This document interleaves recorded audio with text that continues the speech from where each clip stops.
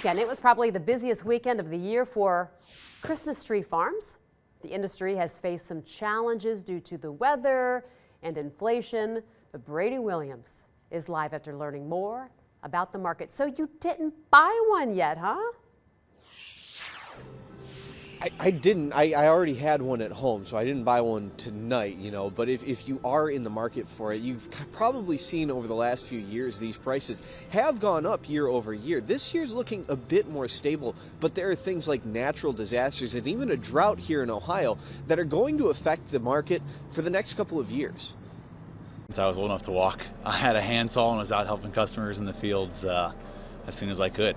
Jake Meinzer is part of the fourth generation of John T. Neiman's Christmas tree farm. He says over the years, the biggest shift in the business has been when people buy their trees. Black Friday's become our busiest weekend of the year. It used to actually be the weekend afterward.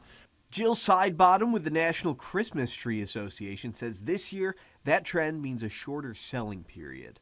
This year is a little unusual in that Thanksgiving is so late in the year. And so usually the number of trees that are sold, it's kind of like how many weekends there are until Christmas, because that's when people go shopping. Meinzer says they've grown the business each year, now planning about 10,000 a year. Over the last few years, the industry has had some troubles, however, with most growers reporting price increases as high as 10 to 20% year over year since 2021. Inflation's been hitting everybody, so definitely prices go up. We have different costs that go into growing the trees. But we keep growing more and kind of pushing our supply up to try to make sure we have enough for every family that wants one. This year, the Real Tree Christmas Board's national survey shows a majority are reporting no significant increase. However, Meinzer explained that natural disasters in North Carolina have created some supply concerns. Michigan and North Carolina grow a lot of the country's Fraser firs, and we get a few that are shipped in, but we mostly grow everything ourselves here. But yeah, if those shipments aren't coming in to some of the smaller farms or lots, then it kind of creates an added demand issue and less supply. Here locally, most of the region dealt with droughts throughout this year, which means they may have some trouble down the road. We get droughts during the summertime. We have to water the babies pretty much every week.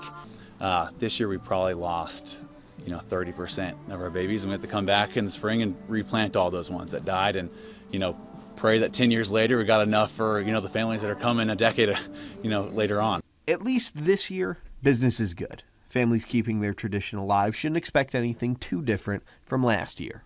Kind of seeing people grow up and being part of that tradition is really what brings me back.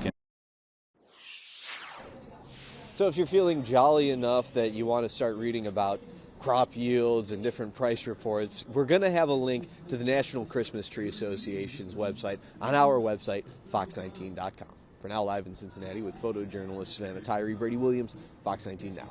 You're